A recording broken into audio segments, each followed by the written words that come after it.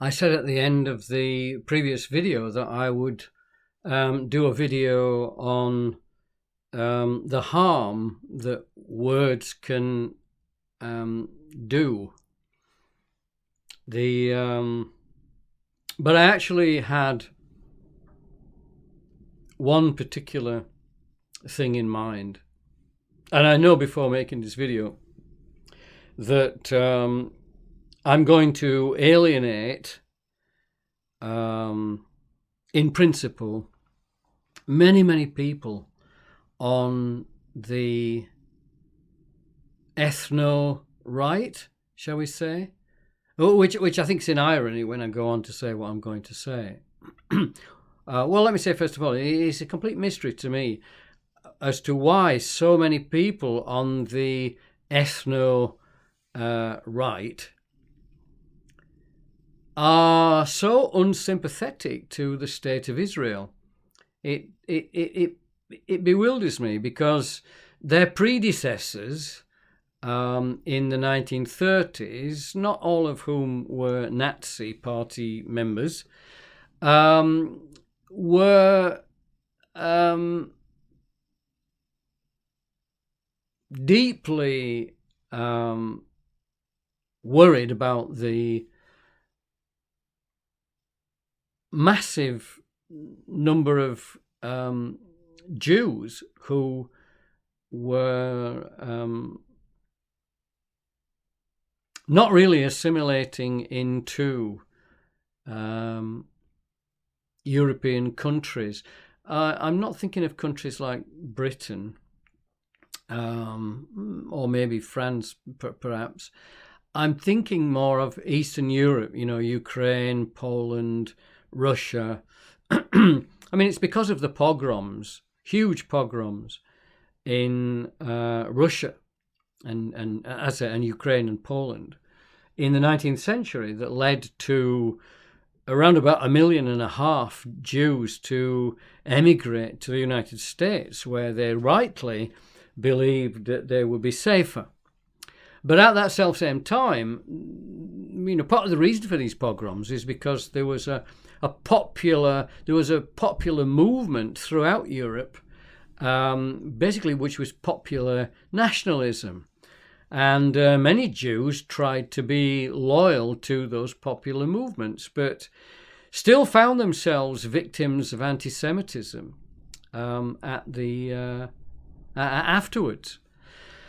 And that is what gave rise to the Jewish nationalist movement that felt that, well, we need our own nation state in order to provide us with a safe place.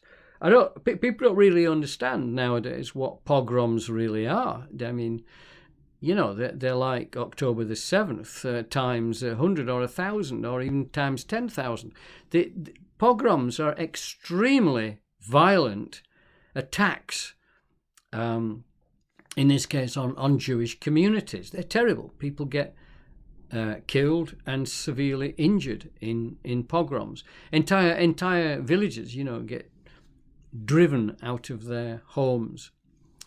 So it's hardly surprising that when the mood was nationalist at the time in Europe, that some Jews decided to plumb for a struggle and a political struggle to achieve the establishment of a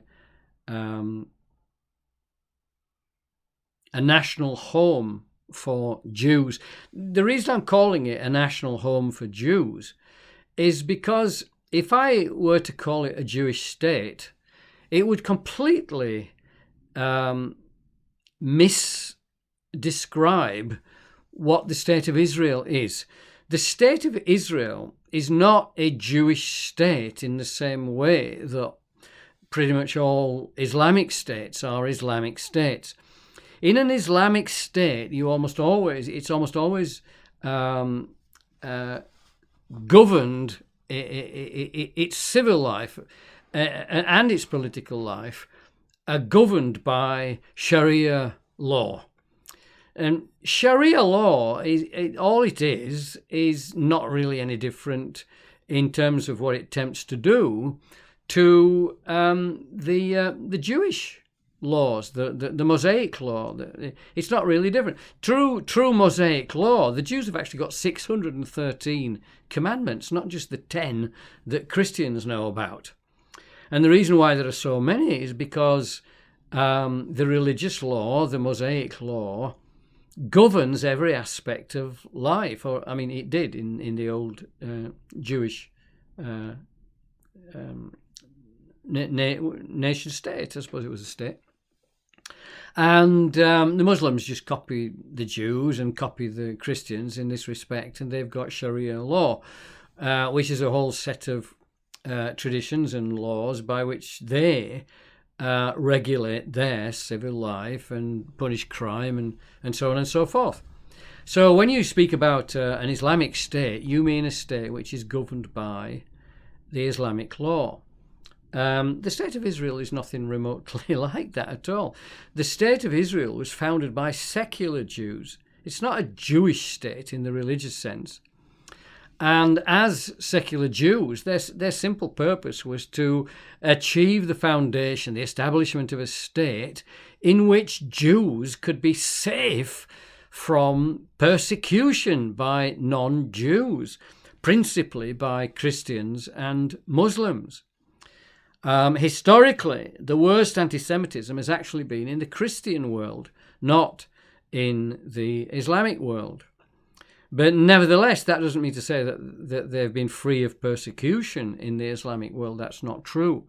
Both Christians and Jews in the Islamic world, in the traditional Islamic world, have always been second-class citizens. They are not allowed they're not allowed the same political rights that Muslims have.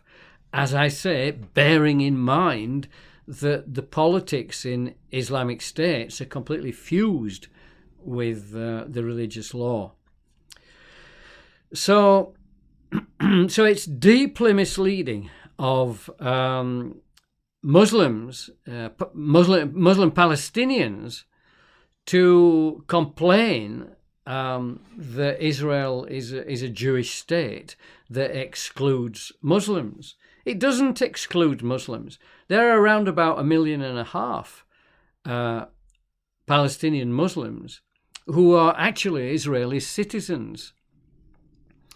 They don't have the democratic right to change the political constitution of Israel in those capacities in which it protects Jews as a genus. The reason I say that is because of where this video is going to lead. Ever since October the 7th in 2023, where the most obscenely savage attacks, not just by Hamas, but by ordinary Palestinians who jumped through the breaches in the perimeter fence, carried out unspeakable acts of violence against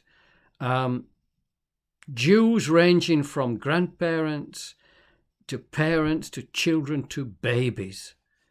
The violence was absolutely savage. People like Douglas Murray, who've seen the footage that the Israeli authorities provided to expose what happened to the world's journalists, if they could be bothered to take an interest in it. Much of that material was actually taken from Palestinian sources, not from Israeli sources, but from the people who went there to perpetrate those acts of violence. They actually videoed it themselves and made phone calls home to mum and dad, bragging about what they'd done.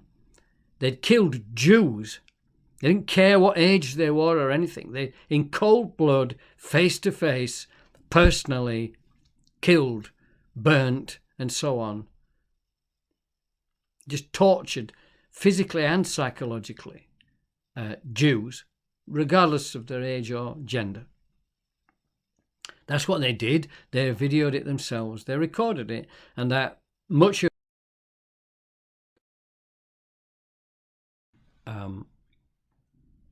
journalists who were willing to look.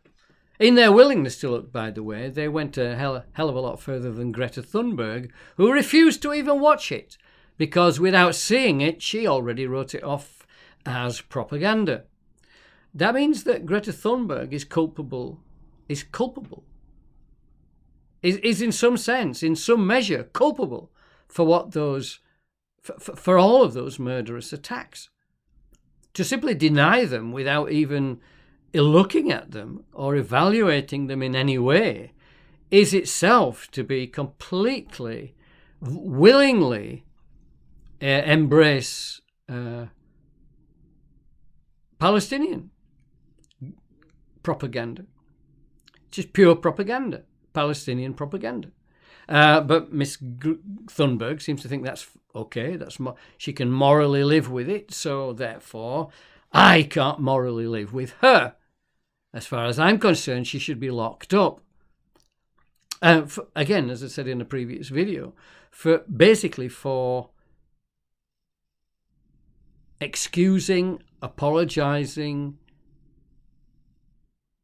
savage barbarism in the democratic world, and Israel is part of the democratic world. And the same goes for every other leftist who does this. In my opinion now, they have gone beyond the pale. And they've openly, proudly, vociferously gone beyond the pale. So, and they've actually been doing this for years, but they haven't been quite so open about it. But this is a test case. The two test cases here that I am, three actually, if you include the Ukraine war, because it's generally the left who have supported the war in Ukraine as well, which, as I've said again on previous videos, I absolutely don't support. I've got no time for it at all. They had a vision of their own version of democracy or democratization of the Western world. And that is, they knew that Russians were completely not on board with all of the wokery or the progressivism of the left liberal, the Democrats in America. That their vision of the West, they knew that that most Slavs, most of the Slavic peoples, are completely not on board. But in particular Russia, and especially Vladimir Putin, because he's actually got power. Putin and all of his people absolutely detest this unnatural, woke progressivism that the Western left, led by the US Democrats, has really tried to force upon the rest of the world. Well, obviously, Russians also. There were many Russians living in Ukraine didn't want this dumped on them. The Ukrainian nationalists, largely centered on the west of Ukraine, seized upon it and used it to garner democratic support. When I say democratic, I mean with a capital D, for their coup. Well, the coup was probably largely, incited by or organized even by American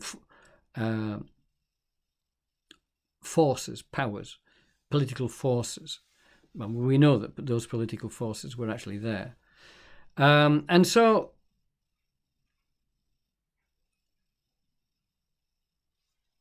I include the Ukraine case as an integral part of this self-revelation of the absolute antipathy that this modern progressive liberal left have for the West's traditional identity?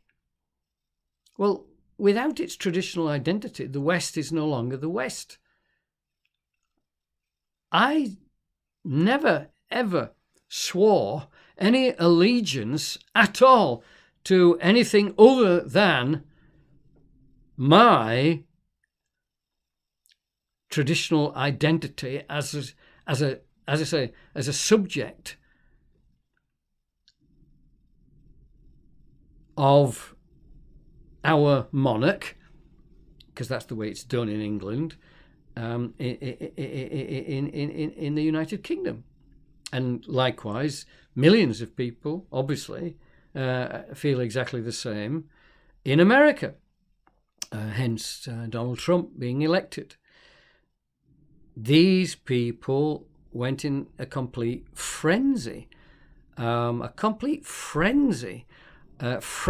reaction to Trumpism, Brexitism, etc., which every single thing is apparently far right and fascist and Nazi. No, it's not. We're traditionalists. By the way, even the Nazis and the fascists were only part of a much bigger traditionalist movement in the 1930s, the late 20s and 30s. That movement was far bigger than Nazism and fascism. And the people who actually are on the so-called far right now are actually remembering that larger movement, which isn't identical to Nazism and fascism, Italian fascism. I'm just mentioning that in passing.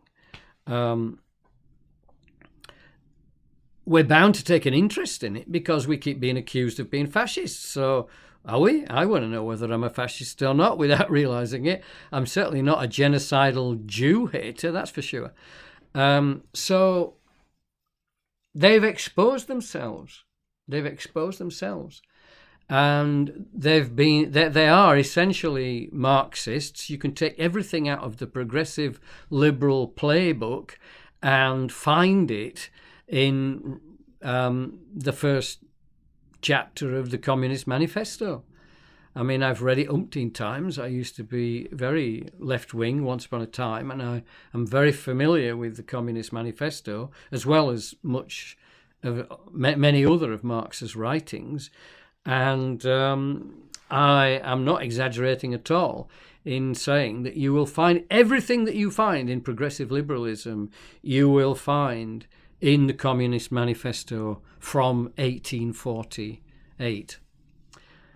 And so this has just simply been a long time coming. The revolutionary socialists who eventually became the communists, revolutionary communists, the Bolshevik Party and so on,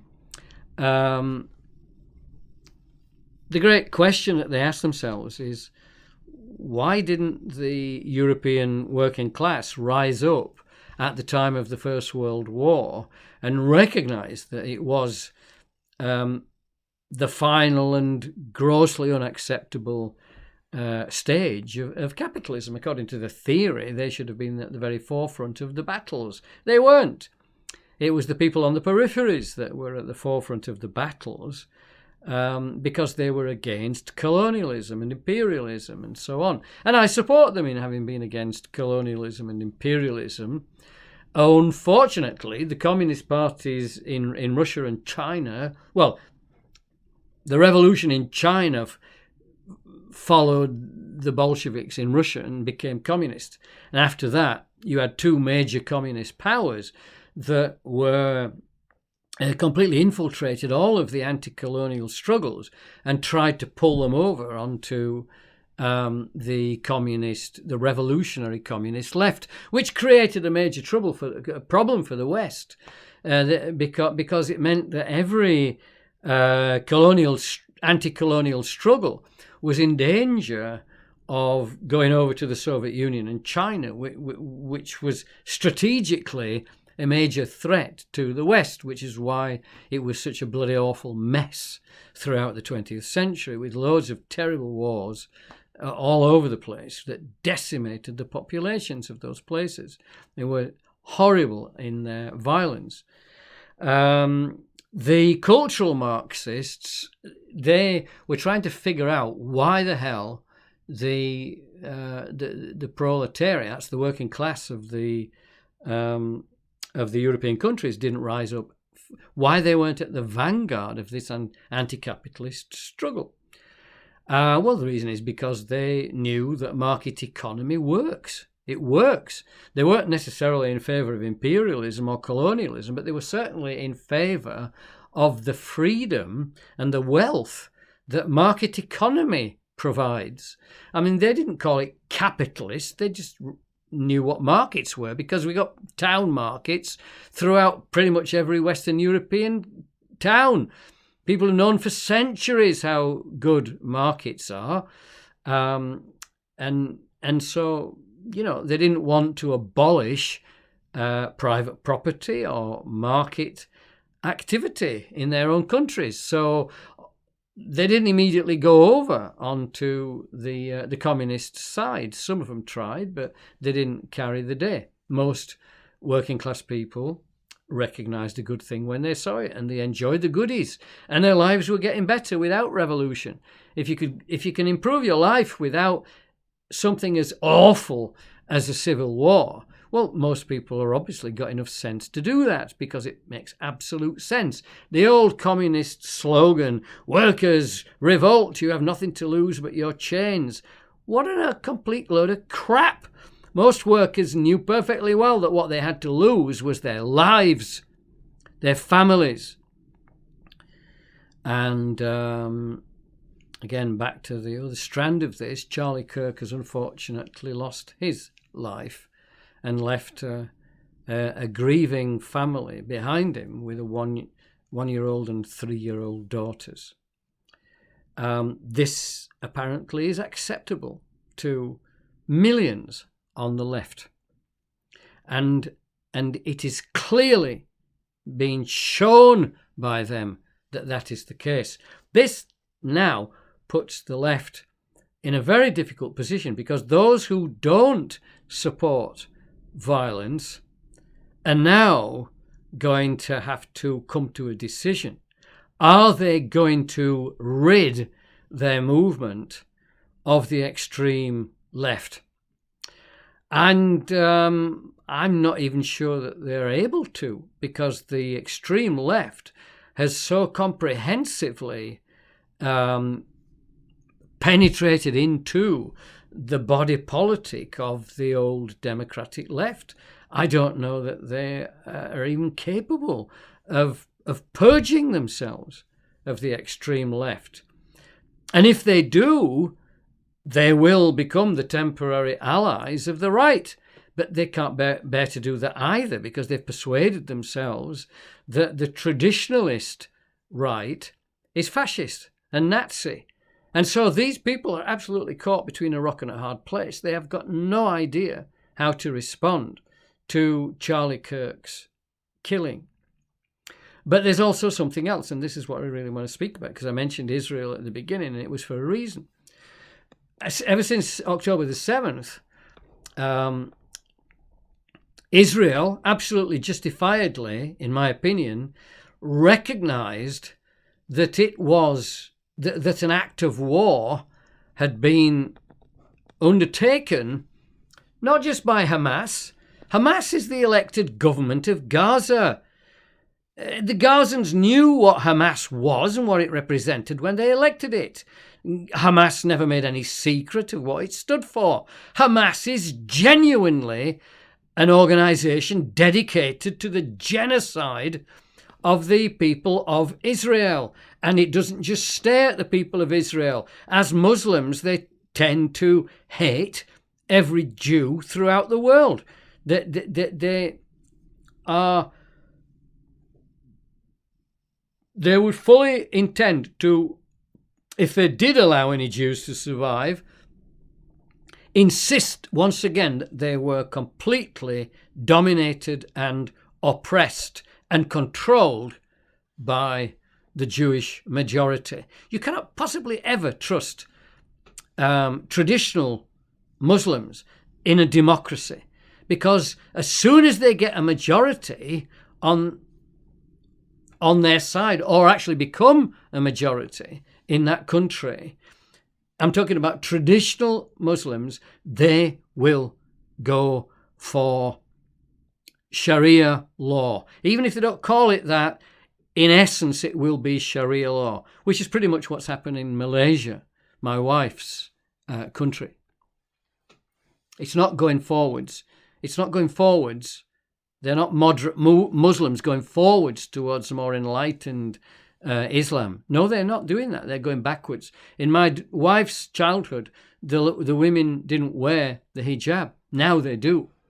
It's going backwards, not forwards. And my Chinese relations in Malaysia complain bitterly about it. Why wouldn't they? 600 of them were killed in one night by Muslims in a riot in the 1960s. So the Israelis knew that, well, for a start off, obviously it was unacceptable. I mean, it was totally unacceptable. I mean, when I say unacceptable, I don't just mean the act was unacceptable. I mean, it was never in this world going to go back to business as usual, trying to manage Palestinian terrorism. It went completely beyond that. 1,200 Jews killed in a few hours by fanatical maniacs, you know. No, there's no way that the Jews were going to, that the Israeli Jews were going to just go back to the business of managing Palestinian terrorism. No. They knew that the Hamas was the elected government of Gaza, and therefore the Gazan people themselves were responsible as a collective whole for the acts of their government, just as the German people in the Second World War became collectively responsible for the acts of Hitler's Nazi party in government. In the Second World War, we were at war with Germany, not with the Nazi party. So, one, to keep describing Israel as being, in a conflict with Hamas, that in itself is a deliberately misleading use of language which does terrible harm, because it's not true. It's not true, and it completely misrepresents the situation. Israel is at war with Gaza in the same way that we were at war with Germany in the Second World War and Japan. We weren't against their government. Obviously, we were against their governments, but we weren't at war purely with their governments or the Nazi party. We were at war with Germany and Japan. Israel is at war with Gaza. Now, this is the age of total war.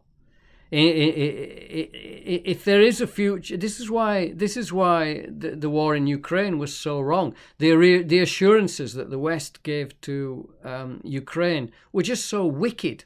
The West knew from the beginning that there was no way that they were prepared to risk nuclear war with Russia.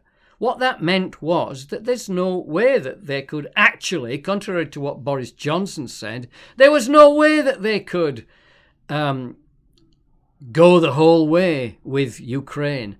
No, they couldn't, and they knew that, and they knew that from the beginning. What's more, Zelensky's people knew that from the beginning. They knew that that would never happen unless they could engineer some sort of provocation that might possibly result in that. No, the whole thing was terrible, and the thing going on, that was through lying, misuse of words, misleading the public as to what was actually going on. This is the same. If you say that Israel is in conflict with Hamas, you are profoundly misrepresenting and misleading the British people and the whole of the Western populace into supporting, in the case of Ukraine, war in Ukraine. In the case of Israel, support for its enemy, the enemy who's just carried out an atrocious act of war against it. This is deadly serious because Israel has always been, since its foundation, has been supported by the international community. The original two-party state proposal was made in the mid-1940s by the United Nations, which the Israelis actually accepted and the Palestinians rejected.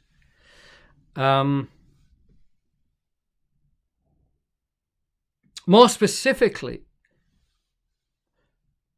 by simply continually referring to it as a conflict against, essentially between the IDF and Hamas, that's the way they've portrayed it. It isn't. It's a war between Israel and Gaza. That's what it actually is. And because Hamas is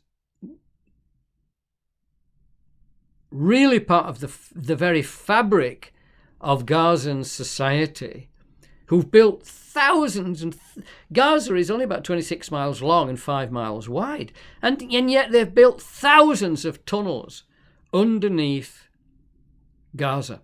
These tunnels are not for bringing in food to ease the pain of the Gazan Palestinians, which is only being felt because of the hostility of their government to the practical hostility of their government towards Israel.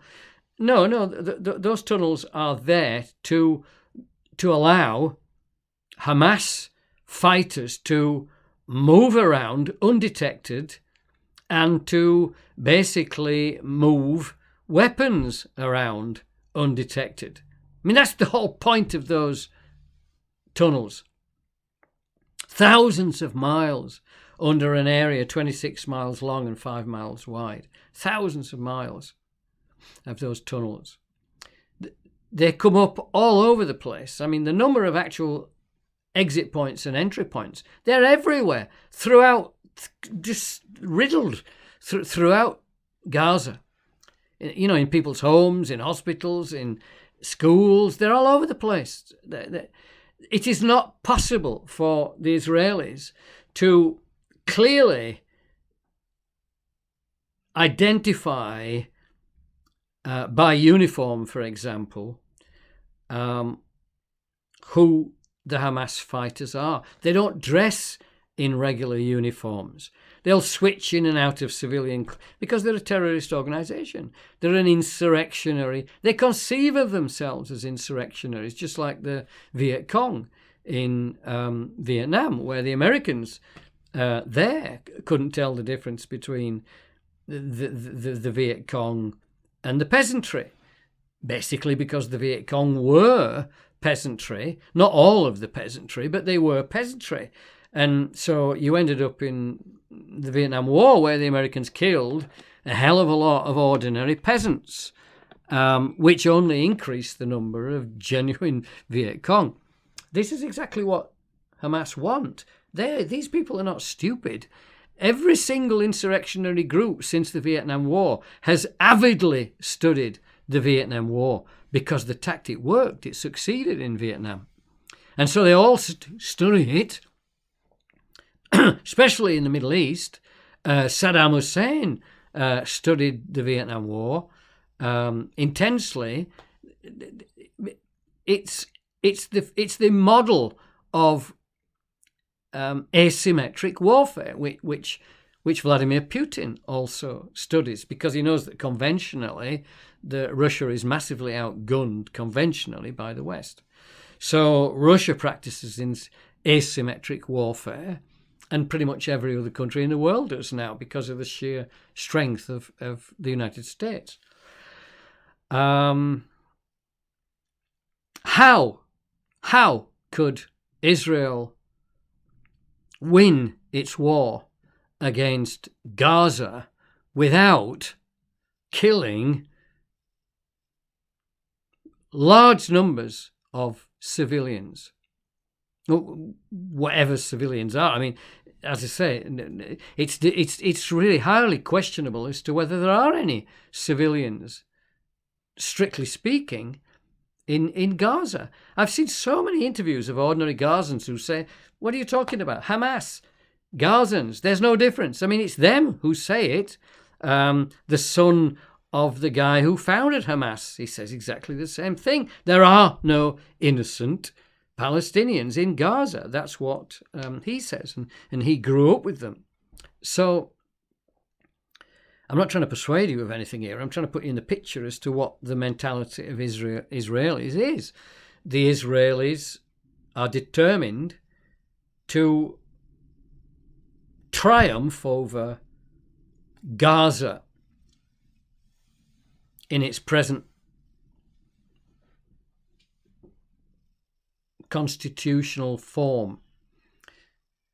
They are not prepared to go back to the business of managing Palestinian terrorism. They have decided in the case of Gaza that it is all-out war, and their aim is to completely crush the Gazan war machine. And if that means killing Gazan people, not non-combatants at any given point in time, then so be it. I mean, that's what has to be done. And that's not genocide. That's not genocide. Who would the genus be? Just literally the Gazans? How can you determine what a genocide is if essentially the killing of Palestinian civilian non-combatants at any given point in time, if that is the incidental, or philosophically speaking, the accidental byproduct of trying to achieve victory over the Gazan war party, you could say, then that's not genocide. It's no more genocide than the thousands and thousands of people that the Allies, including Britain, killed probably in the millions, killed in Germany and Japan in the Second World War. That was another situation of total war there, principally because war is an industrial project nowadays. In order to crush the war machine in Germany, we had to absolutely decimate the entire country. We carpet bombed every German city. We even created 2 firestorms where the entire population of the central parts of the city were wiped out. They're dreadful, dreadful attacks. And the second one that we carried out, we knew what we were doing. We actually blew the roofs off first, and then we dropped the incendiaries to set fire to the entire city. And we already knew, because of the time of year that it was, that would probably start a second firestorm. A firestorm is when the heat is so intense that it actually creates a weather system that fans the flames. The temperatures were absolutely phenomenal. I mean, lakes dried out in the middle of Hamburg and Dresden. It was people in basements cooked. It was hideous, the violence. We did the same in Japan. Was that genocide? Of course it wasn't genocide. It was all-out war in the age of total war. The total war in Gaza is of a different nature. It's because it's an urban environment, and it's because the government Hamas, practices asymmetric warfare. It carries out terroristic warfare, insurrectionary warfare, where the fighters are deliberately blended in with the civilian population.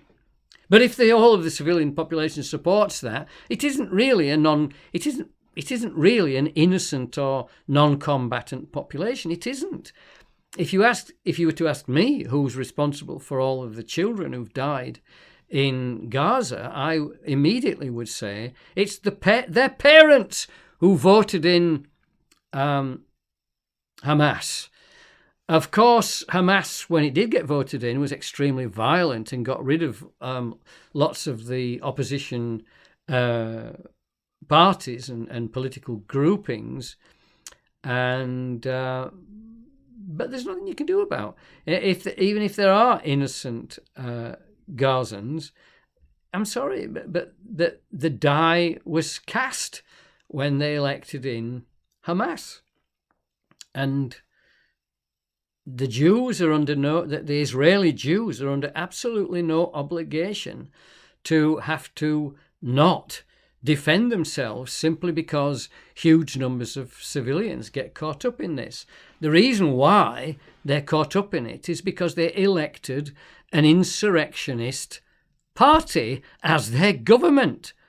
That's the reason. Anybody with half an ounce of sense in the Western world should be able to see this, but not the left, because the left have made a cult out of wearing their hearts on their sleeves, sticking their brains into neutral, along with their political memories, along with their basic memory of history, including the whole of the Second World War. I mean, Japan, if the Japanese hadn't have surrendered, we would have probably annihilated most of the people in Japan in order to save our own troops. We would have just simply completely obliterated the place. And even with conventional bombing, if we hadn't invented the atom bomb. They dropped the atom bomb to demonstrate to the Japanese that they didn't have a cat in hell's chance of surviving war on mainland Japan. That's the message that was being sent. We will. And they were already doing more damage in every conventional bombing raid on Japanese cities than was actually achieved with the atomic bombs. The atomic bombs weren't dropped to annihilate people as such. They were already doing that with conventional bombing. They were dropped to send a message to the Japanese leadership that the only thing that they were going to do if they stood their ground any longer was they would result in the complete annihilation of the Japanese population, because we would certainly have killed them all if we had to, rather than lose any more soldiers. You don't have to lose. Yeah, soldiers aren't inhuman. They're not non-citizens. Soldiers are citizens who've joined the army. They're still citizens. You don't have to lose your citizens just because the other side is decided to wage war against you. This has been the case in Israel ever since the 1920s, where the Palestinians, led by Islamists, unfortunately, have chosen the path of war, initially in response to Jewish migration. It only became against Israel after the State of Israel was founded in 1948 or 47, whichever it is. If you get away with misusing the word genocide in reference to the State of Israel, and if you whip up mass hysteria about that genocide throughout your particular political party or group of parties, you have raised the stakes unbelievably high, because everybody remembers the Holocaust. You have deliberately hyped up the not very well informed general population to a level where, and they already remember that the individual person is obliged to act in a just way in relation to genocide. You can't say, "Oh, I was only following orders." Every conscientious person in the West, in today's Western world, knows that. If you hype it up, that you actually succeed in persuading the not very well informed ordinary person in your country that Israel, who your government supports, is actually a genocidal actor, you are inciting what you might call a form of vigilantism, where individual people simply can't live with the feeling, the belief that they are complicit in this genocide, and therefore they feel that they're morally obliged, possibly to act against their own state violently with lethal force, but certainly to, as the starting point, to use lethal force against any other political parties in your country which also support Israel and refute the charge of genocide. Which, by the way, means that me saying this on this video right now makes me an actual target of lethal violence by people on the left. I mean, even just making this video, I'm actually putting my own life at risk because of that flagrant misuse of the word genocide. That's really what I'm trying to say. There is a real connection between Charlie Kirk's murder and this terrible slander against Israel that it's not just the left, but liberals have been buying into for the last 2 years in Western countries. And unfortunately, we've not really been able to satisfactorily stop. It's because it's a new phase of political development.